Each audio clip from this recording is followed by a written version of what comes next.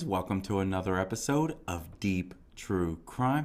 I'm Manny Rodriguez. In today's episode, I want to dive into Bryan Kohberger.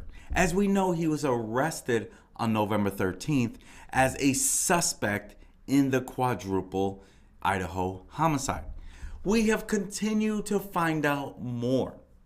Now we find out that he was actually fired from Washington State University as a teaching assistant due to behavioral problems, due to his sexist attitude toward women.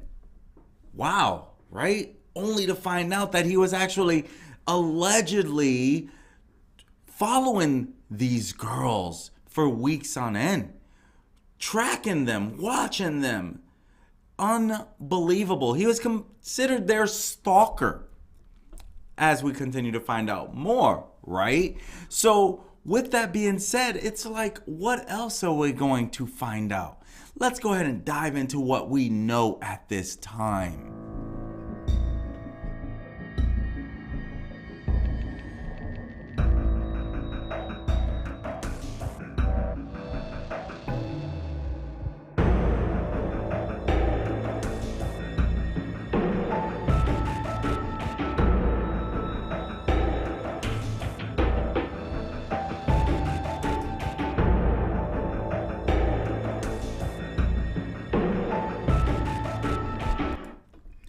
We are finding out some more new things about Bryan Kohberger, the alleged murderer in the Idaho 4.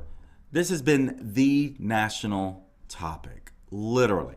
So we find out that he was actually fired from his teaching assistant job due to behavioral problems just days before he was arrested for allegedly murdering the 4 University of Idaho students. Now, Kohberger, 28 years old, he was facing disciplinary actions at his Washington State University job before he was eventually let go on December 19th, which was roughly 1 month after the alleged incident, or should I say after the incident, where he is alleged to be the person who did this to the 4 students. So again, that happened on November 13th. He was let go on December 19th. He started this position in August of 2022, but he was put under investigation shortly after. We're talking about like within 30 days due to behavioral problems and having a sexist attitude toward women. NewsNation is reporting on this. The alleged quadruple murderer was reportedly issued several warnings about his behavior, and he was even brought into a meeting with a group of professors to discuss his behavior and with his attitude toward women being a key talking point. This is not the first time that we are discussing this, right? About his attitude towards different people, the way he treated other people. And so he is now being accused of brutally doing what he did to Kaylee Gonsalves, Madison Mogan, Xana Canuto, and Ethan Chapin, the boyfriend of Xana, seen right here in this picture. Now, granted, the whole topic, right, is his alleged sexist attitude toward women. Now, he did kill a male. He allegedly killed a male in this incident. But the male was only there to be with the girlfriend, right? They were close. They were together for a number of years. You can see them rocking the same jersey, or should I say a jersey of the same teams that they were fans of. And so now he's accused in this, doing this to them in their off-campus home on November 13th. Now he faces 4 first-degree murder charges in Idaho for their deaths, and also another charge of burglary because he went into their home without not being allowed to even be there. And so since this has occurred Two Pennsylvania counties where Bryan Kohberger attended college have scoured through so many cold cases files to see if there's any link between him and any other incidents that have occurred in those places where he went to school. District Attorneys Terrence Houck of Northampton County and Jim Martin of Lehigh County had their staff crack into some old cold case files in search of any potential connection to Bryan Kohberger. Kohberger, again, he's been accused of this heinous act, and so of course they're gonna be like, hey, he was in school here in Pennsylvania. We need to check all the cold cases files and see if there's anything that links to him. And in Pennsylvania, Kohberger had obtained his associate's degree in psychology from Northampton Community College and his undergrad degree from DeSales University in Lehigh County, making both district attorneys curious to see if there's any similar cases like the Idaho case that has been near any of those two schools where he has attended. And so Hoke, he shared that your natural question is to start wondering, is this the guy wanted? Is his name out there? Did he do anything here in my county? Martin felt the same way, considering that Kohberger had spent 4 years studying criminology for his undergraduate degree in his county, despite Kohberger not having a criminal record prior to the Idaho allegations. And so they're trying to figure out, like, is there any other connections that might be tied to Mr. Bryan Kohberger? And so he shared that the first thing I did was ask the director of the RIC, which means Regional Intelligence and Investigation Center, to see if we had any contact with Mr. Kohberger. That's what he was sharing with the news. Now, this is Mr. Martin speaking, and he says that there was only one connection to the suspected quadruple murderer among the 6 million police reports in the system, and it was simply a 911 call about being locked out of his car near a bike trail. Mr. Martin said, and there was a response from him thanking the police and apologizing for the inconvenience. Lehigh County, they did not find any other connection to Bryan Kohberger, and Northampton did not have any incidents with this Bryan Kohberger student at that time. And so, in fact, nothing with respect to Kohberger has come about in any of our investigations of cold cases or unsolved cases to this point. But we will always continue to investigate and pursue leads. That's what Houck has said. And so they're still going to be doing their due diligence. Northampton, they used his height, weight, and method of operation to search its databases for any similar cases that may have gone cold. As for Lehigh County, there was no unsolved homicides that in any way meet the MO, which means modus operandi, of this event out in Idaho.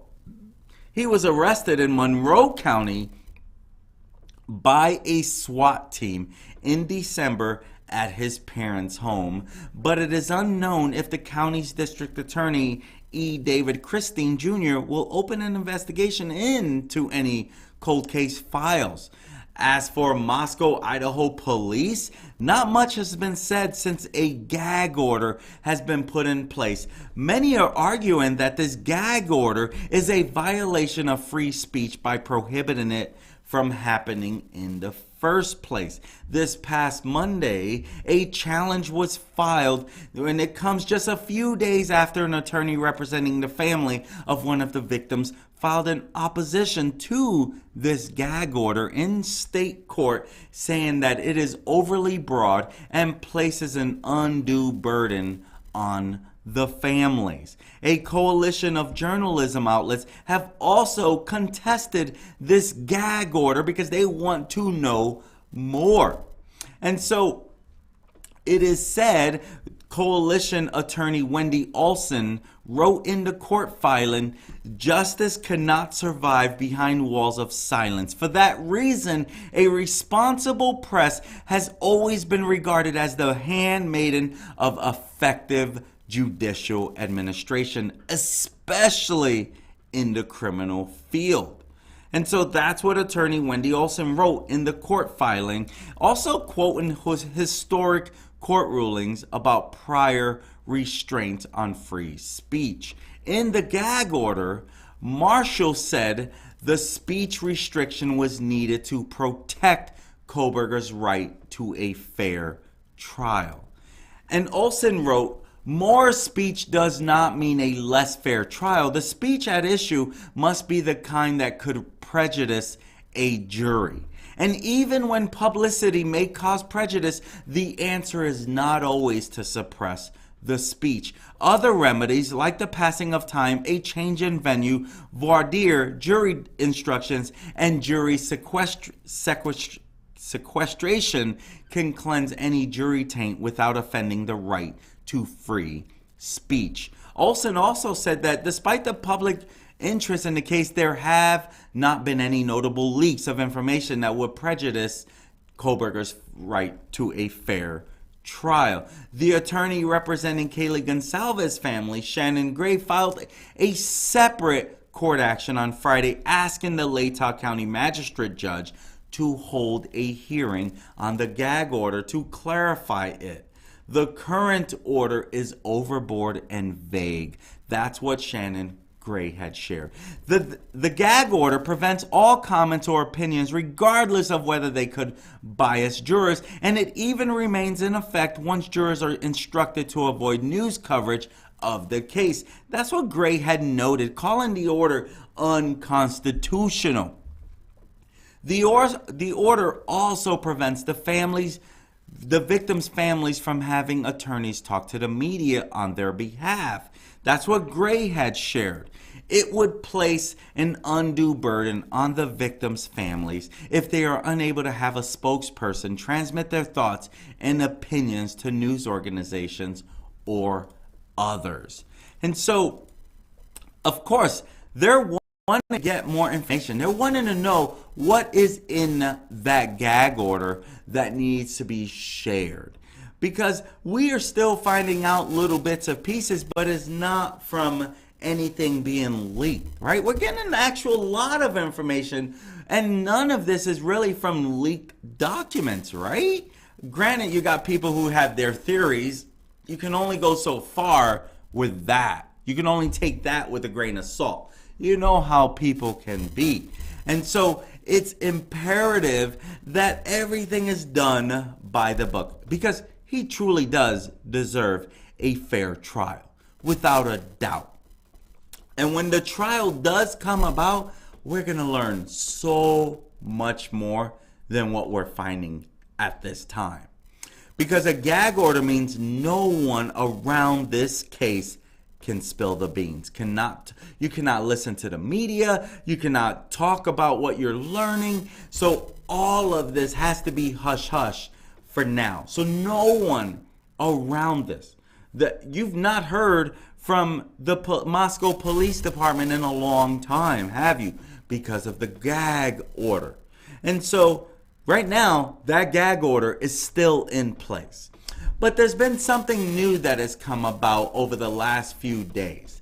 Some experts believe that Bryan Kohberger may have left his knife sheath, if he, again, suspect, that he may have left the knife sheath behind on purpose to mislead investigators. Let me know your thoughts on that, because they're saying that he may have deliberately left a knife sheath at the home where 4 University of Idaho students were found stabbed to death, and they're saying that he may have done this on purpose in an attempt to mislead investigators. That is according to one criminal profiler. John Kelly, a psychotherapist who has interviewed serial killers, said on Fox News Tuesday, "If you took a pistol out of your holster, wouldn't you put it back in? I don't know anybody who wouldn't. And if I went fishing and had to take my knife out, I would put it back in the sheath. Now, that makes a lot of sense. Is that not a fair statement? That makes a lot of sense, because a lot of us have wondered, how in the blue moon could he make that mistake? Could it have been on purpose? Because truth is, how do you forget that? But then others say maybe that's why he went back, was to find that. Maybe because, not that he went back onto the premises, but he was seen back at the home. He was alleged to have been seen, according to cell phone data, back around the premises the next day. And so I think that Mr. John Kelly, the psychotherapist, he actually makes a good point. Like, if you took a pistol out of your holster, wouldn't you put it back in when you're done? He even says, I don't know anybody who wouldn't. And if I went fishing and had to take my knife out, I would put it back in the sheath. That totally makes sense, because it was even said, could it be someone from the ROTC as part of the University of Idaho, right? That was even thrown out there early on, because they knew they were looking for a knife similar to this, a K-bar knife. This would absolutely make sense that the suspect could possibly leave that behind with the intention of throwing law enforcement off. That makes total sense every which way. Now, we are finding that it is said that he might have been obsessed about this. He was even known to be obsessive over his strict vegan diet, likely hid the bloody knife somewhere it could not contaminate his clothes or his car. That's what Mr. Kelly said. And to this day, this murder weapon has never been found, even months after the November 13 incident. And Mr. Kelly says, you're such a clean vegan who's obsessive compulsive about what you eat and everything else. Just the hygiene of carrying a bloody knife around, wearing it somewhere on your person as you get out of the house. That is a fair statement. He even noted that one of the surviving roommates, Dylan Mortensen, did not mention a knife or other weapons when she said she encountered a masked figure clad in black clothing with bushy eyebrows, leaving the home through a sliding glass door in the moments after the slaying. Now, this is according to the affidavit, right? And so, how does she not even see a knife? What could he have done with that knife? Even in that short period of time, what could he have possibly done? Put it in a pocket? He had to have it in his hand. He just got done doing what he is alleged to have done. At least whoever she saw just got done. How could he leave that knife sheath behind unless it was on purpose, right? This knife sheath was found in bed with 2 of the 4 victims. And here's the kicker about that. He first goes upstairs to the 3rd floor, does what he does to the 2 girls, Kaylee and Maddie, right? So he first starts there and he leaves the knife sheath there. Why would he leave the knife sheath there if it was on accident? I mean, this guy was trying to cover his tracks, but if it was on purpose, who is he hoping that it would point them to? The army people? You know, they would be known to have it. You know, when I think of this knife, I think about the movie Rambo, right? And so this was left in bed with 2 of the victims. I mean, I would think that this would have been left behind on purpose, right? So it could have been left behind on purpose after it was thoroughly wiped down. That's what Mr. Kelly is sharing. This makes sense to me. However, police, they did identify his DNA on the button strap of the sheath with DNA taken from trash at his parents' house in Pennsylvania, where he was arrested. So this DNA that was left on the sheath, I mean, if he's going to leave his DNA on it, then he didn't wipe it down very well to try to leave that behind either, right? And so they were able to connect him to this crime scene by that knife sheath. Now Kelly, Mr. Kelly, he believes that Kohberger left the brown leather sheath, which again has the K bar on it, USMC, and the United States Marine Corps Eagle Globe and anchor insignia. His thought process was in order to blame someone in the military, right? That would make sense. He told Fox News, this is staging 101. They're gonna look at this and they're gonna think it's a military guy that did this. Some guy with some kind of training who lives up the road. He even added, he may have thought this was the perfect ruse. Again, he's no genius. His ruse and staging set him up to get caught. That's what Mr. Kelly has shared about him. His belief that he could misguide investigators could explain why Kohberger is rumored to have asked police, who else did you arrest when he was taken into custody? That makes sense as well, right? That's what Mr. Kelly is sharing in this. Because when he was arrested, that was one of the first things that he asked, was something like, who else did he arrest, or did you arrest anyone else was arrested? Something along those lines. That made a lot of us, including me, like, is there an accomplice? Is there someone else that's associated with this? Is there someone who might have helped him cover things up? Was he thinking his dad? Was his dad arrested in this? We don't really know. But he did ask that very strange question. And he says, Mr. Kelly, I think he had to believe that that was going to lead them to somebody, some direction with the sheath there. And he is accused of sneaking into the students' off-campus rental home around 4 a.m. of that day, which is, I mean, he picked a time where he thought no one would be around.